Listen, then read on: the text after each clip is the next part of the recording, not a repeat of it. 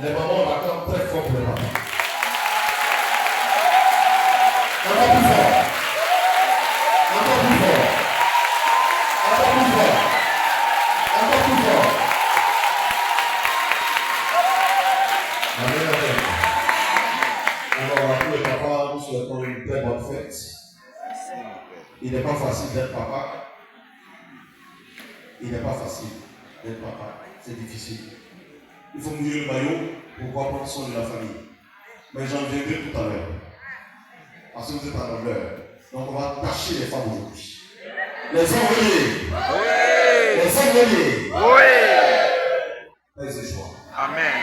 Chers frères et sœurs, aujourd'hui, 11e dimanche du temps ordinaire de l'année P, les textes nous invitent à avoir pour modèle de vie Jésus-Christ et de prendre Jésus-Christ comme maître Seigneur, notre rédempteur, et de nous mettre à l'ordre de ses ailes. Et si nous acceptons le rédempteur comme maître Seigneur, et nous acceptons de nous mettre à l'ordre de ses ailes, alors, comme la Trinité, nous serons à même de vivre l'unité des enfants de Dieu.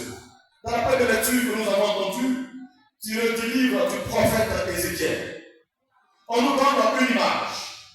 Le Seigneur dit, je relève l'arbre renversé.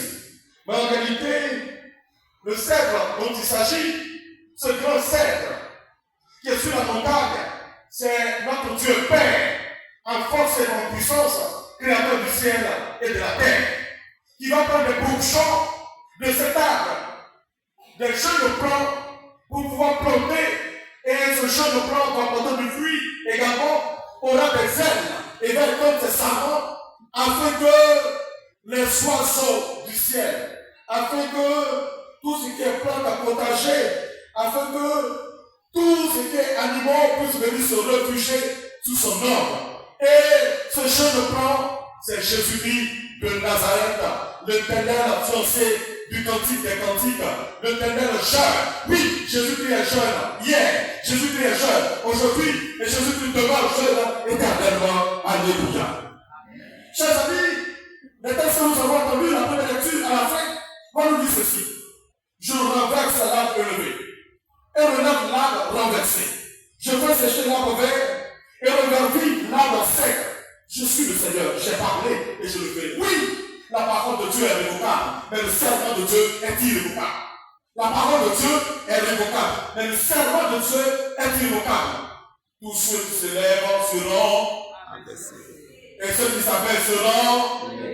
Tu n'as aucun pouvoir de blanchir tes cheveux, ni de noircir tes cheveux. Mais pourquoi je suis ton frère et ta soeur?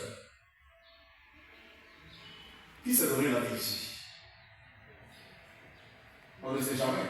Il y a des gens qui sont tenus par la vie. Comme l'autre, suivez mon regard. Oui. Qui s'est donné la vie ici? Peut-être il y a des gens qui sont des amis qui viennent pas du ciel, on ne sait jamais. Il peut y avoir des génies parmi nous. Qui s'est donné la vie? Qui a porté ses cheveux? Qui connaît le nom de ses cheveux? Personne? Qui s'est donné lui-même le souffle de vie? Il y en a?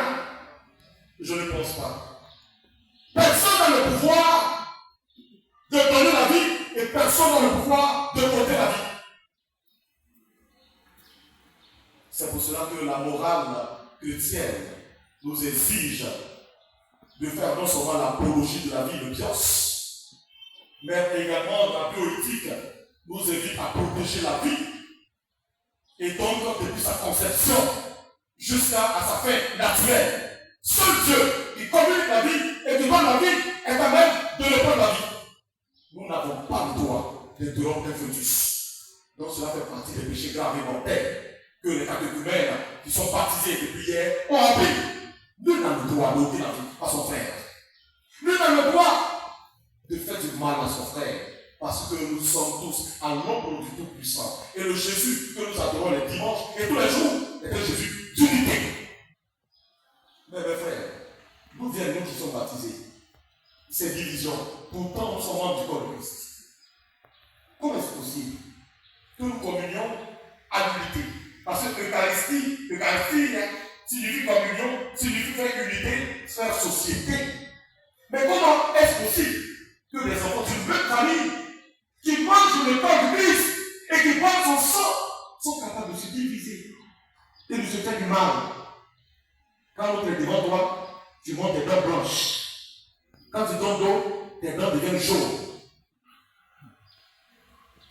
Tes dents sont blanches. Ah mais dis-moi pourquoi ton cœur est noir. Tes dents sont blanches, oh. Mais dis-moi pourquoi ton cœur est noir. C'est son caleçon qui est gros, sinon il y a rien dedans.